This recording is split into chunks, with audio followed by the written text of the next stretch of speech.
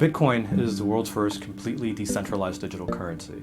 The way to think about Bitcoin is like electronic cash. Not money, but cash. If you think about cash, you've got a $100 bill, and when you give it to somebody, now they have it and now you don't. If you think about electronic payments, traditionally, you have to always have a third party between you and the person you're sending money to.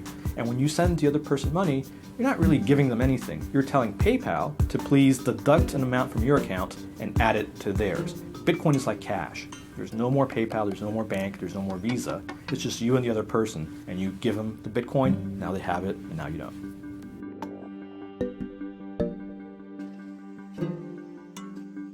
Like any emerging technology, the first who rush in to adopt it tend to be criminals. If you think about the car, the first people to really put it to use were bank robbers, and police who were still on horseback couldn't catch up. Bitcoin has had some of that. And like cars, just because criminals were the first to put them to use, doesn't mean that we banned or regulated them in any exceeding way. Eventually, law enforcement were able to catch up and deal with the new technology being used by criminals.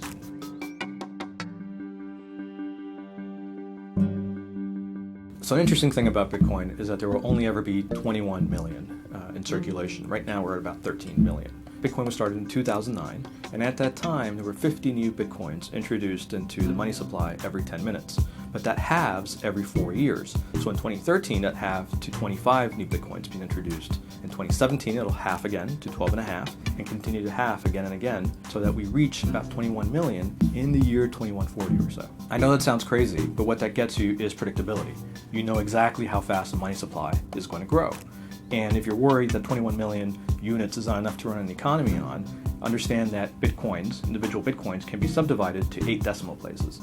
So if you take those into account, there are actually more Bitcoin units than there are currency units in the world right now. Click here to learn more about Bitcoin and cryptocurrencies.